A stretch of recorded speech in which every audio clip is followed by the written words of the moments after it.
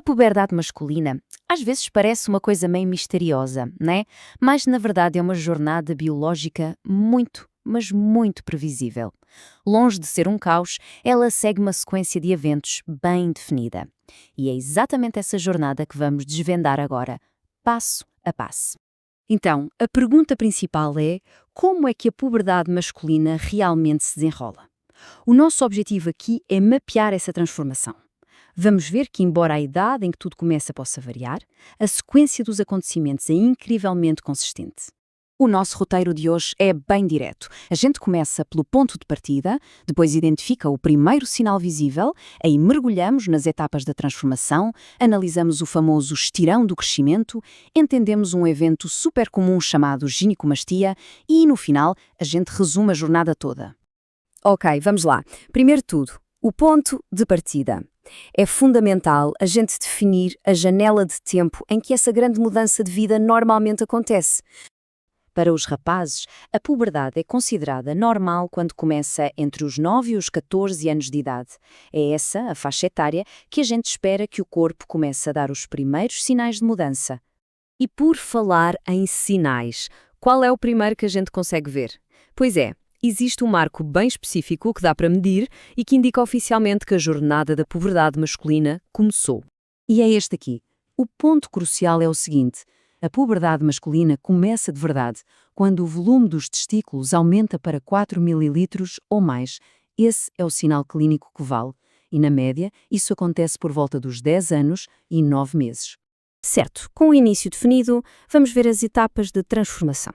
Para a gente entender essa sequência previsível de mudanças, usamos uma ferramenta científica bem conhecida, chamada estágios de Tanner.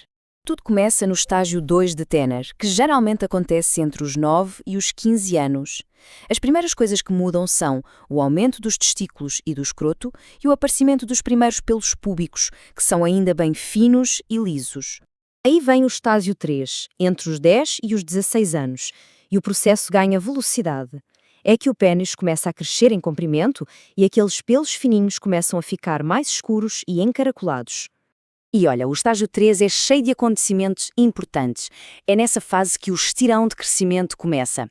A semenarca, que é a primeira ejaculação, também acontece por aqui, e os pelos nas axilas e no rosto podem começar a aparecer.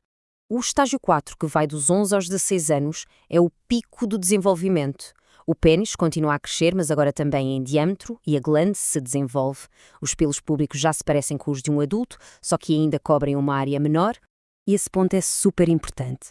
O estágio 4 não é só sobre o desenvolvimento genital.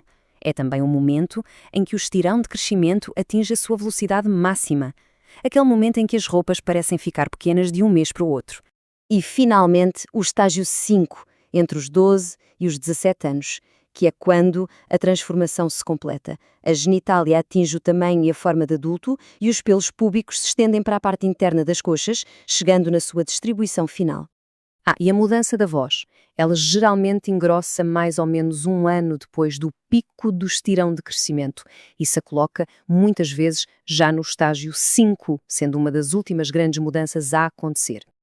Agora vamos focar um pouco mais no estirão do crescimento, que é uma das marcas mais óbvias e impressionantes da puberdade. Esse gráfico aqui é fantástico para a gente visualizar o processo todo. Repare como ele começa lá no estágio G3, atinge um pico incrível no G4, com uma velocidade de quase 9,5 centímetros por ano. É muita coisa. E depois vai desacelerando até terminar no G5. A seguir, um tópico que às vezes causa um pouco de ansiedade, mas que é perfeitamente normal: a ginecomastia. Vamos entender direitinho essa fase, que é comum e temporária. A ginecomastia puberal é, de forma bem simples, o aumento temporário do tecido mamário nos rapazes. Isso acontece por causa de um desequilíbrio hormonal, que é passageiro e faz parte do processo todo de desenvolvimento. E para a gente ter uma ideia do quão comum isso é, se liga nesse número. Entre 40% e 60% dos rapazes adolescentes passam por algum grau de ginecomastia. Ou seja, é algo extremamente comum mesmo. E o mais útil é separar os fatos dos mitos. Fatos. É um processo fisiológico, benigno e que em 90% dos casos some sozinho em até 3 anos. Agora os mitos. Não não é mais comum em rapazes com obesidade e, por favor, não tem nada a ver com comer frango. Bom, para fechar, vamos resumir toda essa jornada, juntando todas as peças para a gente ter uma visão completa, do início ao fim. Essa linha do tempo simplifica tudo. A gente pode pensar num processo que dura de 3 a 4 anos. No primeiro ano, o aumento testicular. No segundo, começa o estirão e vem a semenarca. O terceiro ano é o do pico de crescimento. E no quarto ano, o corpo chega na forma adulta e a voz muda. E isso nos leva à ideia central de tudo que a gente viu aqui, resumida nesta frase. Embora a idade de início varie, a sequência de eventos na puberdade é previsível. O mais importante é a ordem, não o relógio. Isso tudo deixa a gente com uma reflexão final, né? Olhar para esse mapa biológico tão previsível, o que será que ele nos diz sobre a experiência humana de crescer? Talvez seja uma prova de que, apesar de todas as nossas diferenças, todos nós passamos por uma transformação notavelmente parecida.